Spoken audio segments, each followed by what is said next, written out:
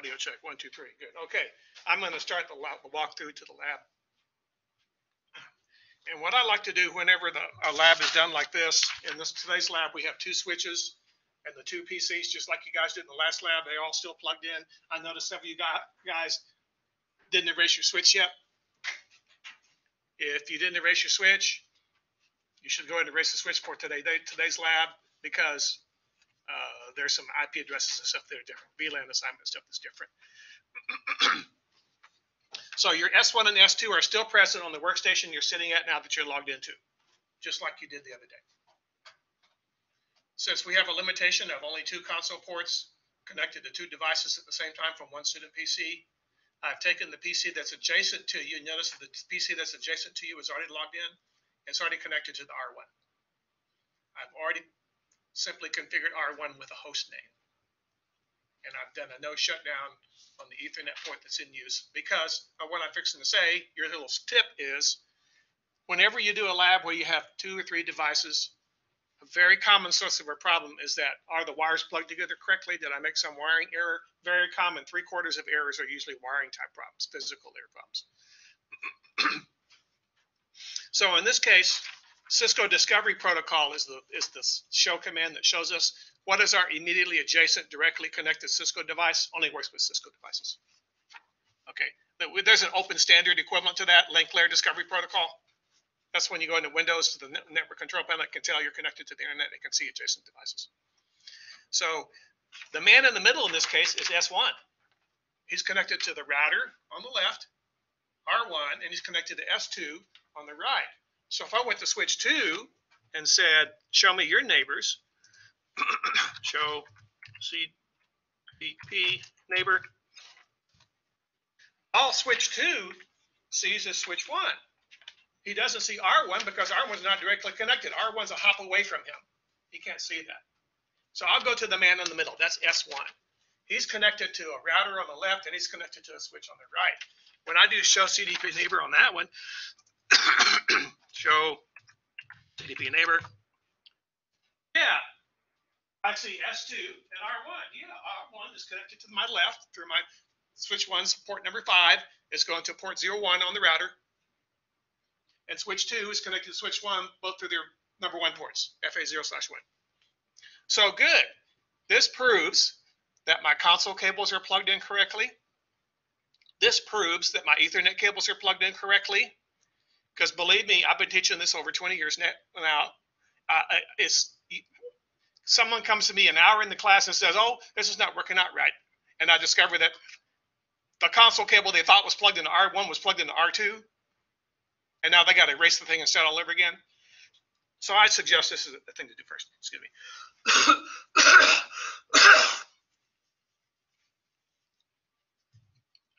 I'm allergic to food. That's it.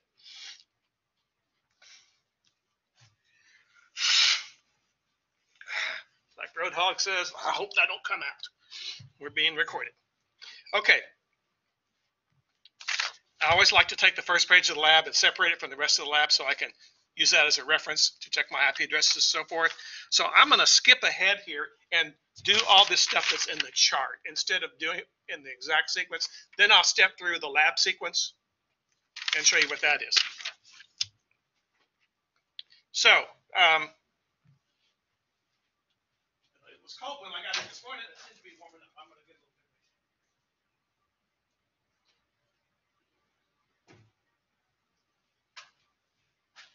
You guys think it's warm in here? Or is it just me sweating?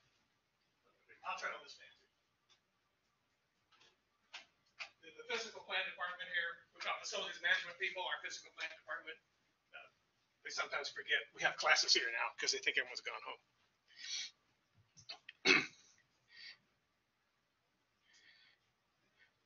Okay, now my PCA and PCB I've already pre-configured. So if I bring up the VMware and show PCA, and if we go to the DOS prompt and ask it what is this configuration, PCA is supposed to be 192.168.20.3. It is 255.255.255. That's okay.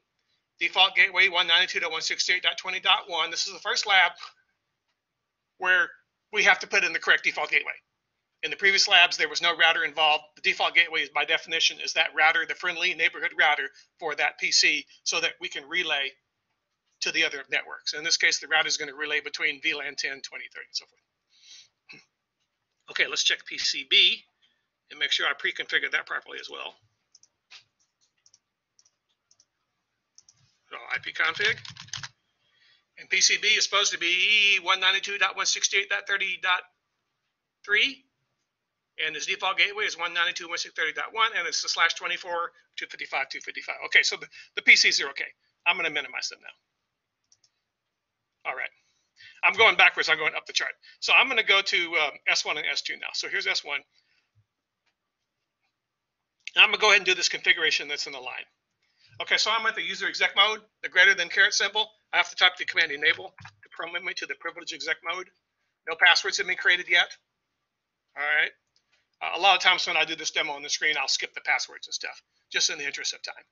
He'll tell you, oh, yeah, you're supposed to make the privilege exec mode, the enable secret class command, you're supposed to use that to make it the word class. We're supposed to be line console 0, password Cisco. That's where we come up with the Cisco in the class. Oh, big time announcement. No, I can't say it on the recording, so I won't see it. That's my equivalent, my old site that I told you about last time. I got a new DNS entry. It's so that's a corruption of my last name. That's where we have all the old PowerPoint slideshows and other hints for students that I've been posting for the past 20 years there on my $7 a month website. But if I put it on this thing and it goes out on YouTube, I'll get overwhelmed with traffic and they'll charge me too much. So I'm not going to say its name. So S1, we're going to give that VLAN 10 is going to be our management address. So I'll go to the configure mode and say interface VLAN 10. I haven't created it yet, but it's okay. I can still do this. This my annoyances. IP address of VLAN 10 is specified to be 192.168.10.11. Am I reading that right? Run this one. Okay. 5.255.255.0, and I'll perform the no shutdown command on that VLAN. Oh, well, we're supposed to do a default gateway command because switches aren't routers.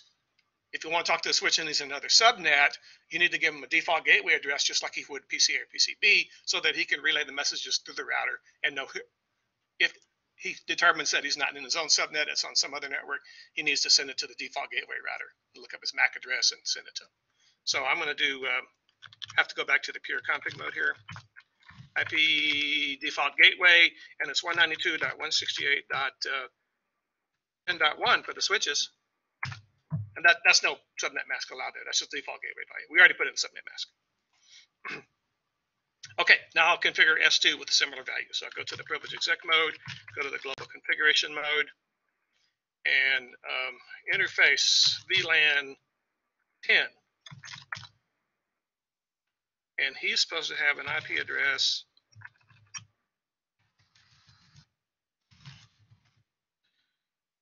he should have an IP address of 192.168.10.12.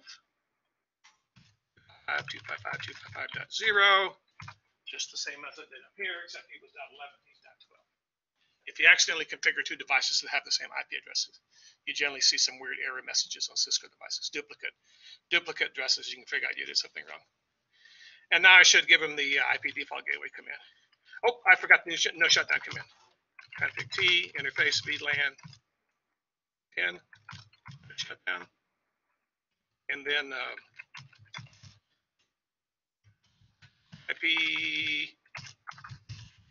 default gateway 192.168.10.1. Okay, so when we get that routing going on the router, these guys should be able to talk to each other, and they should be able to talk to the hosts. Remember last time the switches could only ping each other, they couldn't ping any hosts, any PCs. The PCs could ping each other, but they couldn't ping any hosts, couldn't ping any switches. Well, this time we got our two PCs here in separate VLANs, so they won't be able to ping each other at all until we get the configuration done on the router. Okay, let's see, what did I forget here? So switch 1 and switch 2, they're sort of set up here. We haven't created the VLANs yet. I'll do that in just a second. I'm going to go ahead and as long as I put the switches here, I'm going to create the VLANs on the switches. And then I'm going to have to pull my plug loose from one of my switches and plug it into the router console port to do the stuff on the router, the initial setup stuff on the router. Good, we're still recording. All right, good. All right, so I'm going to create them first on S1, config T.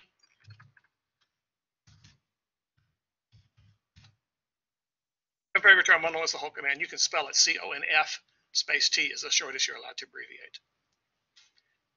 Okay, so the VLAN table is given here, so I'll say VLAN 10.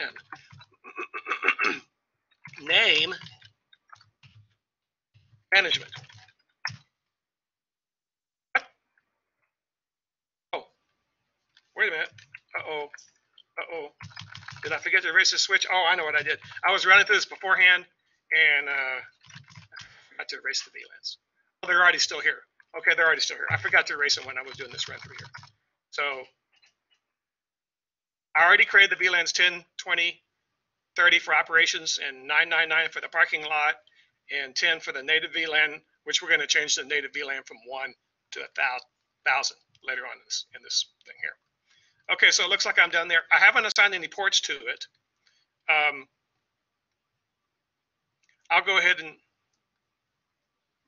VLAN 10 is the management for the switches. Switch 1 has 2. So I'll go ahead and go and do this configuration on the VLAN table 20. I'm going to go ahead and assign that port number to 20 because right now, if we do show VLAN, we have the default configuration of all the ports. I erased the switch and rebooted. I forgot to delete the VLAN.dat file, so it's still in there. That's why anytime you do these labs and you're working with a switch, there's two things you must do to erase a switch. You guys, I know most of you guys did not erase your switch last time. It's how could I tell when I did show CDP neighbor from the router? It says it's still S1. Oh, didn't erase the switch. So make sure when you erase the switch, you do the two things. You must delete the VLAN.dat file, enter 3 times, and you must do the erase start and press enter twice, and then you must do the reload command and wait for the switch to reload before it's completely, totally erased. Okay, so I'll go assign my ports here on switch 1, and then I'll jump to switch 2. I don't think there's any VLANs on that yet, and I'll do those assignments on that. So switch port number 6, go to the configuration mode, interface fast Ethernet, 0/6, excuse me.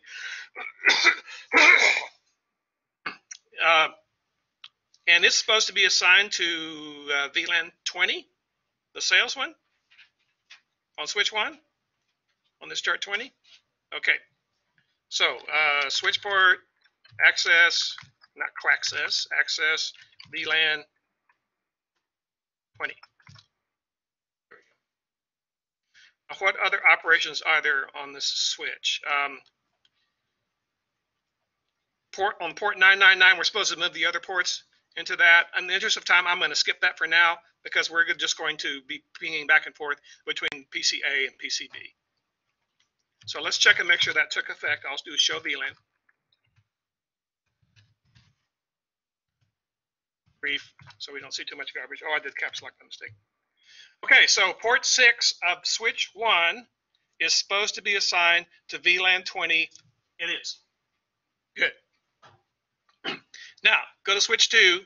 And, oh, by the way, I've done some operations here. What should I do every now and then? Copy, run, start.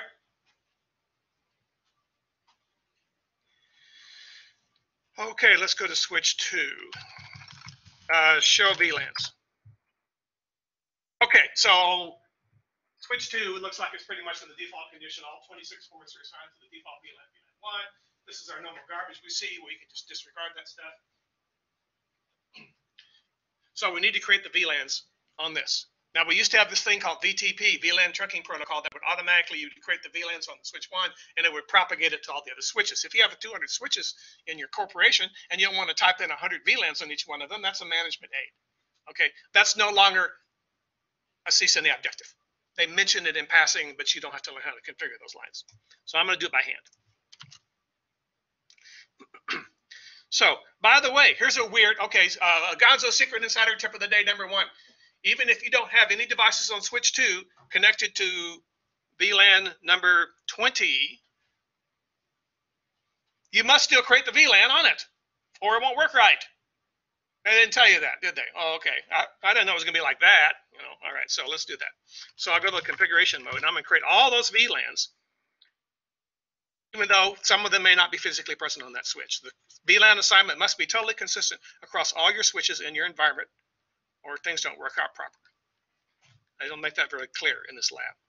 So VLAN 10, name management.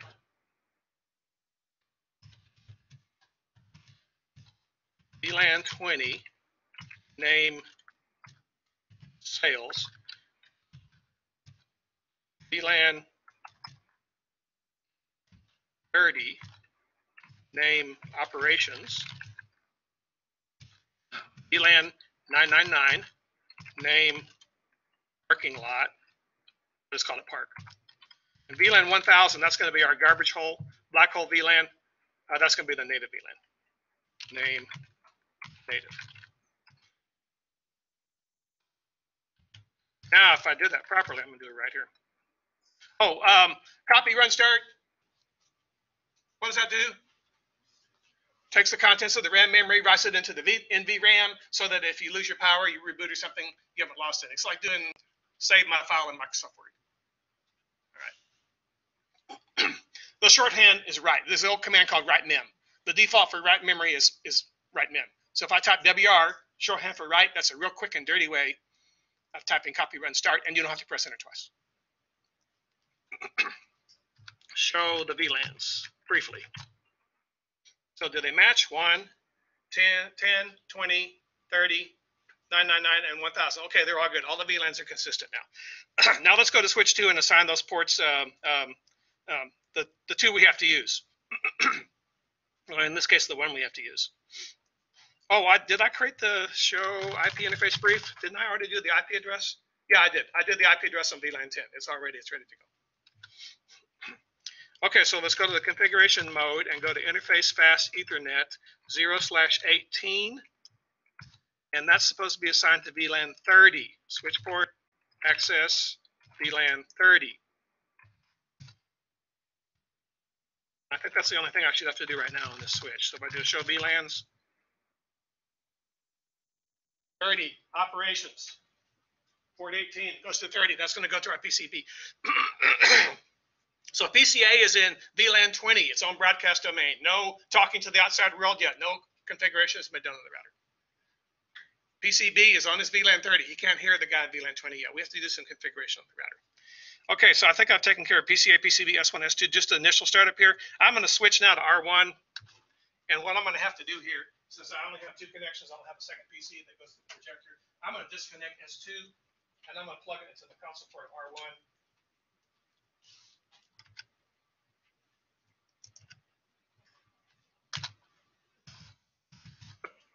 Oh, I think I plugged it into the wrong one. Let me plug into the one that's actually turned on. Okay, there's our R1. The only configuration that's been done on R1 is I gave it a host name. And I did a no shutdown on the gigabit 0/1 port, so I could use that show CDP neighbor command to prove that the wiring was good. That's all I've done. That's all I've done on all you guys' second computer, R1. All I did was do hostname R1, and I did a no shutdown command on the gig 0/1 port, just so it could show up and show CDP neighbors, and you could prove that the wiring is cool. And it looks like the wiring should be okay for you guys. I did it. No guarantees here, no promises, but it should be okay. Okay, I'm going to do this initial configuration to match what's in this chart on R1. So if I do a show IP interface brief, we can see that up and up, gigabit 0/1 is up and up. That's because I did the no shutdown command. All the other ports are administratively shut down. What are all these guys? Well, all our routers have got a little 4-port mini switch built into them on the left-hand side of the switch. So in some small businesses or branch office environment, it's like a home router. Your home router's got a little 4-port switch built into it. So I just turned our $1,000 Cisco router into a $20 home router from Linksys by putting a 4-port switch in it. So we're not concerned about those.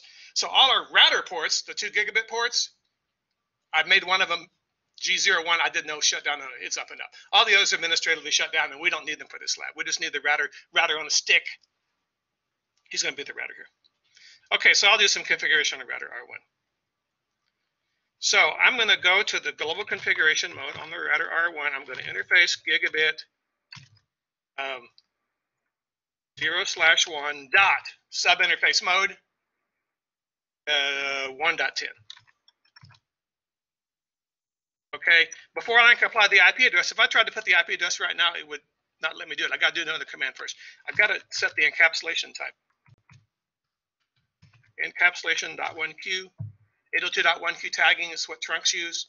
We need to tell the gigabit port to send and receive trunked frames from his port number 1 to the switch 1's port number 5 so that they can share just like switches would share one wire. And then we need to tag all the Ethernet frames that are in different broadcast domains, different VLANs going through that one wire. They tag them. Just like the phone company tags 24 voice conversations to go over one wire, T1 technology. So they can share one wire. They'll have to have 24 wires going between Dallas-Fort Worth.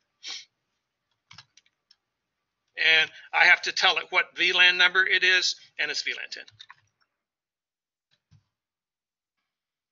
Okay, now let's give it an IP address. He'll take it now. And he's supposed to be 192.168.10.1. Normally, we'd like maybe the third digit of the IP address to correspond to the VLAN number. So the third octet of the IP address is 10. It's VLAN 10. They're going to break their rule here in a little bit, but that's what we normally do with operational networks. I don't need the no shutdown command. I already did the no shutdown on the IS port itself. The physical port is not shut down. Just to check, let's do show IP route.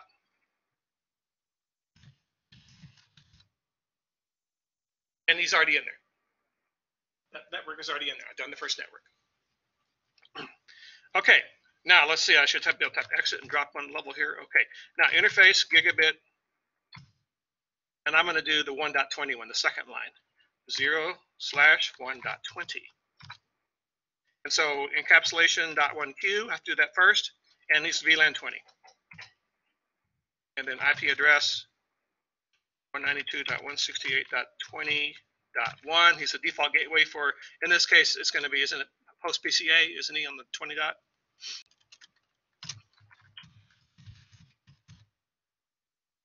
Okay.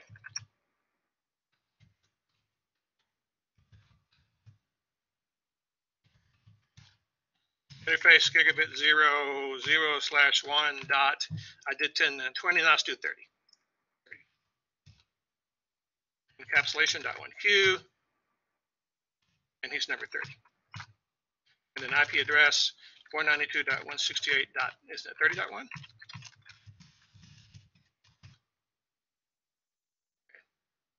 Now, the 1000 VLAN, that's the garbage, the black hole VLAN. We're not going to give him an IP address. It's just a black hole to plug ports. It's a security, it's considered a security measure to take all the ports that might not be used right now. So somebody can't social engineer their way into the wiring closet and plug into an empty port and be connected to the network. And he's, you know, from Dallas Community College, he's trying to steal our marketing plan. So they can't do it. The port would not be active. They'll have to steal the dean's port. He can unplug the dean's port and plug it in there. Dean's never here. He's at meetings all the time. He'll never notice for a week. Okay, so let's see now. So if I do a show IP route right now, I've got my .10 network, I got my .20 network, I got my 30 network as directly connected networks as if we had 3 Ethernet ports with different default gateway IP addresses to them here. But they're being trunked to the switch, so we only need to use one wire and one port. Because when you start adding Ethernet ports to Cisco routers, they start getting real expensive real fast. You know, $10,000 and up if you want several ports. Switches are cheap. Our switches here are only about $500. These routers are about $1,000. Okay, now I need to add the black hole VLAN. So I'll go back to the configuration mode and say interface gigabit Ethernet 0/1.1000. Be careful, if you make a mistake here, it's very difficult to get rid of that number. Encapsulation type .1Q and number 1000. Oops. Native. His name is Native. We're making him the native VLAN because it's going to be 1 till I change it. Now, he will not appear in the routing table because you don't have no IP address. It's not being routed. It's a we're jacking all these plugs that we don't want to be used and sending to that where it has no IP address information, so they'll have no access to our network if they happen to get in the closet and find an empty plug. Okay, now I can proceed with the ladder.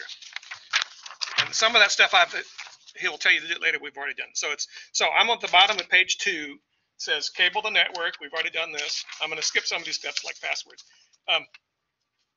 Okay, step 2 on the top of page 3. I went to the configuration mode and I made the router R1. Disable DNS lookup. Let me illustrate that for you, because you notice if you type a word incorrectly, that you're sort of put in the DOS penalty box. IP domain lookup. Sorry, no IP domain lookup. Well, that means if you mistype a command, you're not stuck for a minute here.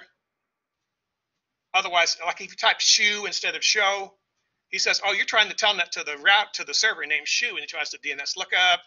There's nothing like that on this network. It hangs for a second. Now, if you make a typing error, it pops you back real fast. The other command I like is logging synchronous. So if something pops up on the screen, it's like an automatic control R. It'll clean your line up for you. Okay, I'll go ahead and do this passwords on the router just as a review. He says assign class as a privilege exec mode password. Enable secret class. So that means when we go back from the when we're back at the user exec mode, just logging in, we have to know it's class. And then we're going to assign a password to the line console 0, password Cisco, and then log in. I think I illustrated this last time. If you do them out of order, he puts on a noigram on the screen. I'll do it on the other one. Line VTY 0 through 4. And I'll say login first, and it'll go, oh, you haven't signed the passwords yet on those 5 lines. Okay, how about password Cisco? Okay, now the passwords are set. To illustrate, I'll log off. I'll log back on again. And he should tell me, I should know that Cisco to get it, and then I should know to get to the privilege exec mode, I have to know it's class. So the passwords are consistent now. Encrypt the plain text passwords. Service password encryption. So that'll take those passwords that are normally shown in the show run and slightly encrypt them so someone can't read over your shoulder. That's just a security thing. And a banner, message of the day, warning Will Robinson. So that will appear whenever you log out. Let's log out and log back in again. So before they even attempt to log in, they have been legally warned. Your lawyer will tell you what you have to say when you do this at a place of work. So Cisco, enable class. Okay. Save the running configuration of the startup configuration file. Copy, run, start. Okay, copy, run, start. Or you can do that WR shortcut command, which you only have to press enter once. I like that one. I'm not going to set the clock. Oh, by the way, these routers and switches have a battery in them similar to your desktop PC that remembers the time if you turn the PC off. It remembers the time. It's got a little CMOS chip in here, and it keeps the clock running. And later on, we're going to talk about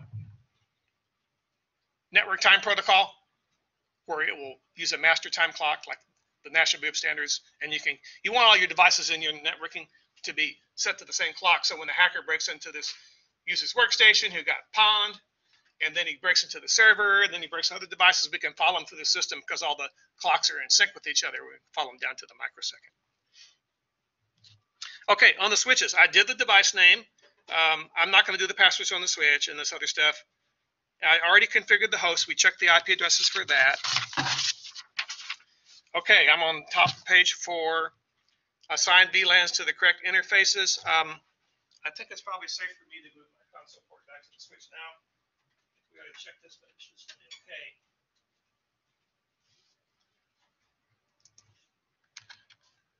Show VLANs.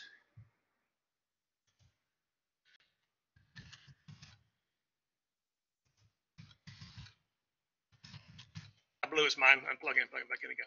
Okay, so PCA is plugged into port 6 of switch 1, and it should be assigned to VLAN 20.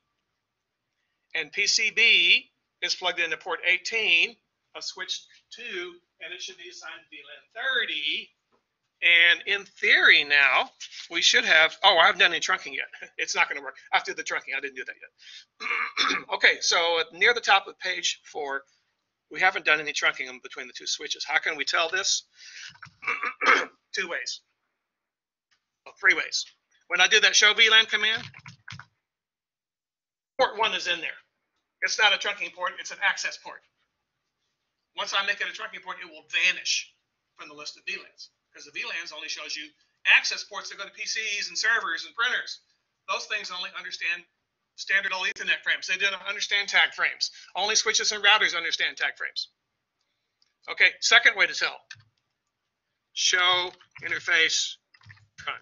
Oh, I think I have to be the global configurator. I have to be privileged. Show interface trunking.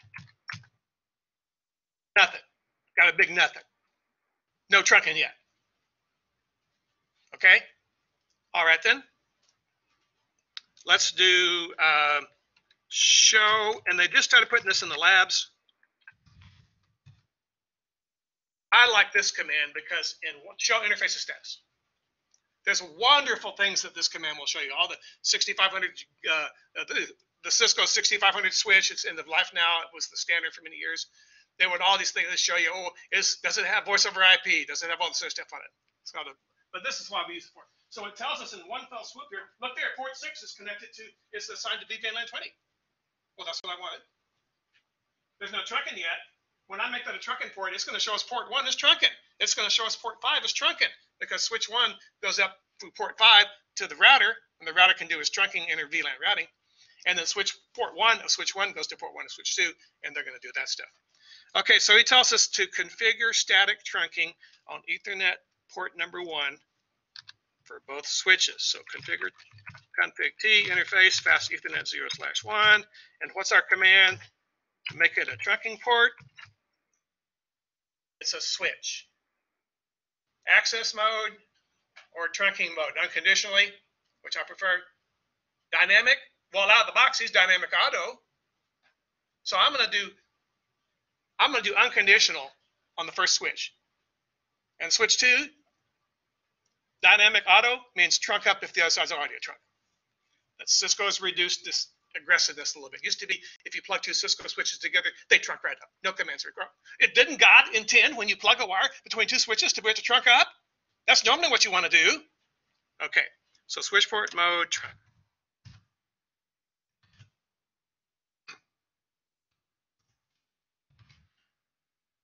Give it a second, some Cisco annoyances. So show interface trunks. It's in there. Okay, let's show the other command. Show interfaces status. Look, port 1's trunking now. Okay, he doesn't tell us to do 5 yet.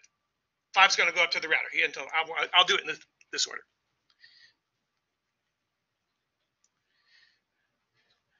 Okay, set the native VLAN to 1000 on both switches. Hang this 1 second.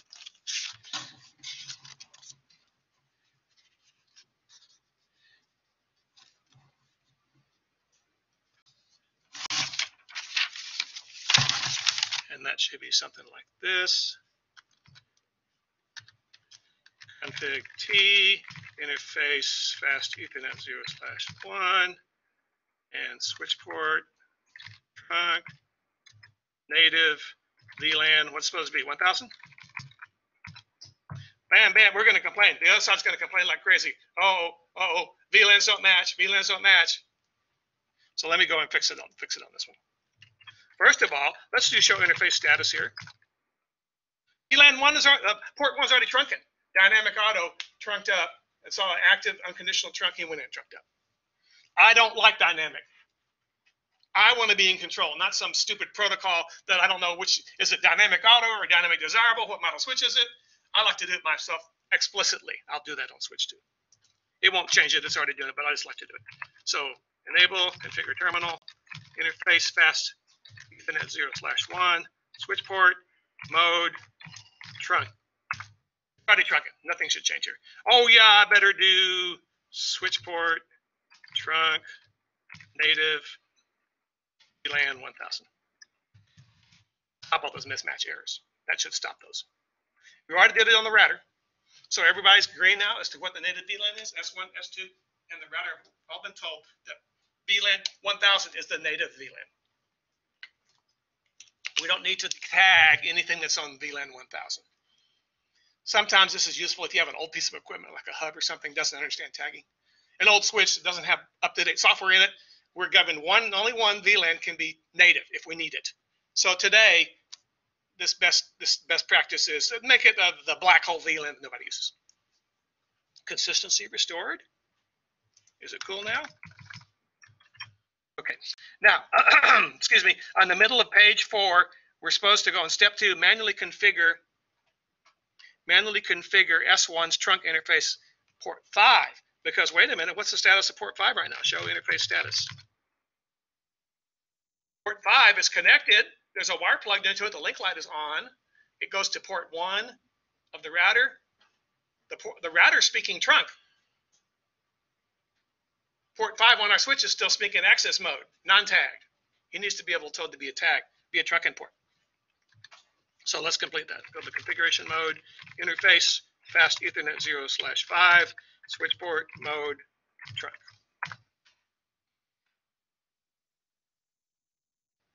Now, what would happen if you had done this lab in the exact order that he was doing it? Nothing yet would have been configured on R1, and at this point, the trunking would not come up on switch 1's port 5 up to R1 because R1 is administratively completely shut down. These are not like home routers. Okay, if you get a home router with a cable company, you don't have to configure it at all. It'll just start working. I'm on the phone company, it has to have a password. So now if I do show interface status, 1 and 5 are trunking. On the second switch, show interface status. On the second router, 1 of the second router trunks back to 1 on the first router. 5 on the first switch. 5 of the first switch is going up to the router. Now, I think I did all the configuration on the router from the chart already. It says activate interface. Oh, warning, Will Robinson, this lab is printed assuming you have the new model 4000 series Cisco routers, which actually run Linux underneath the hood. It's iOS to you. So when he says G001, on our routers, we have the 1941 routers, the previous model. They're only about a couple years old. They're nice. So whenever he says G0/0/1 on any lab we do in here, you will substitute G0/1. If you say interface G0/0/1, he'll go, well, I don't have that number.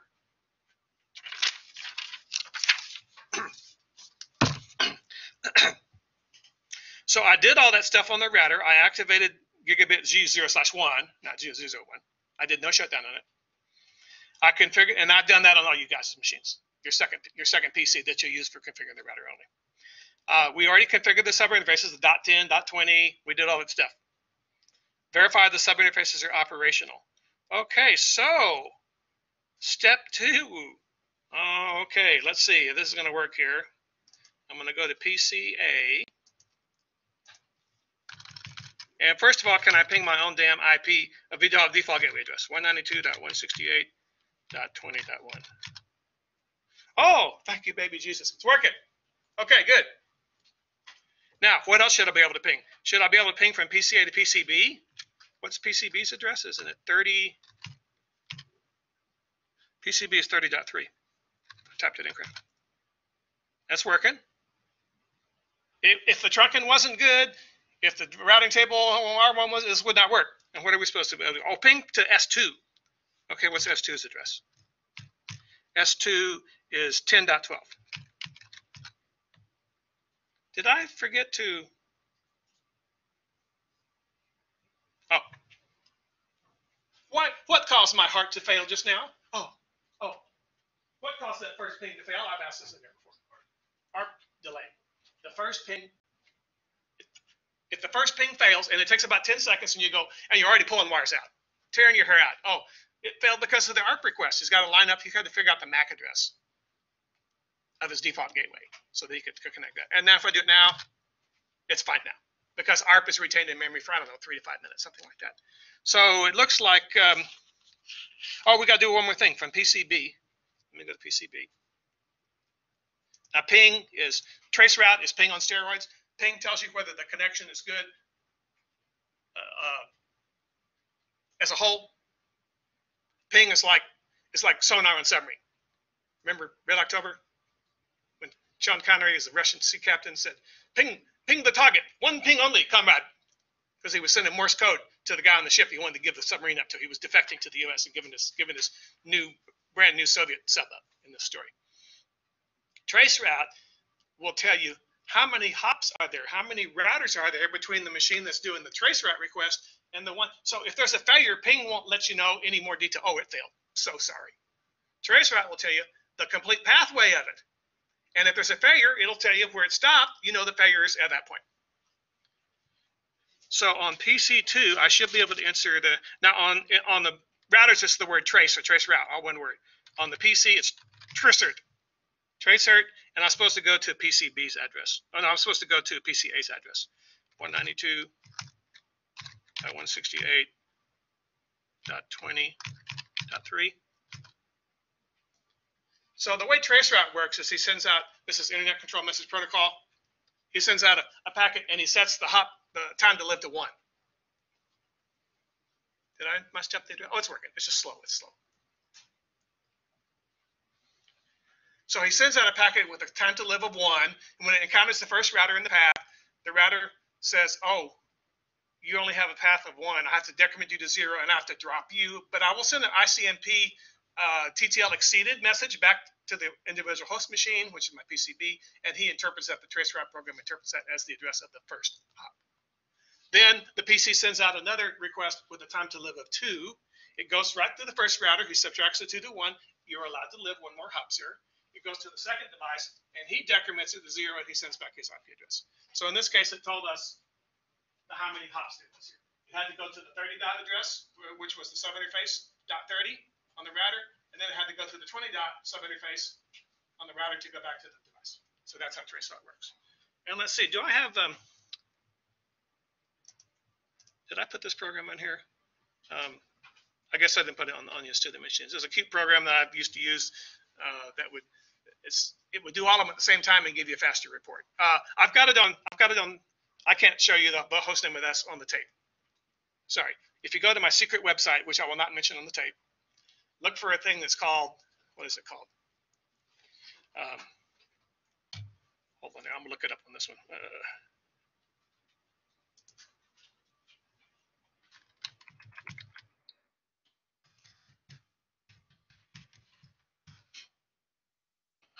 It's under my useful links for students link, and it's called Sam Spade Super Trace Route.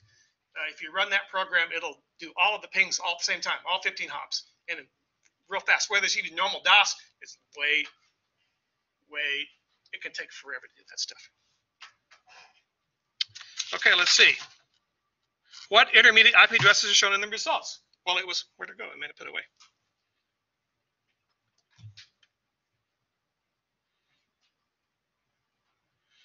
Oh, it was on PC. I put it away. So it was the .20 and the .30. It was the 2 default gateways for those 2 VLANs.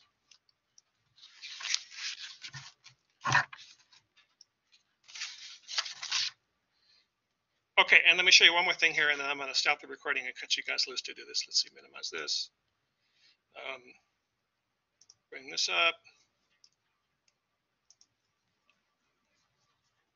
So 4.5.2 is allowed we're going to do today. And I put on here, in case you've slept since then and you don't remember all the commands, because they're in the habit of when you get to the later lab, not give you the exact syntax of every single thing you're supposed to do. Do the banner message. You didn't get banner message of the day. He didn't give you that.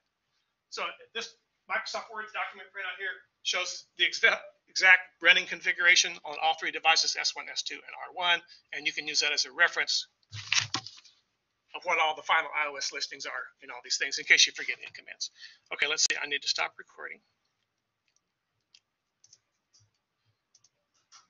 Stop recording.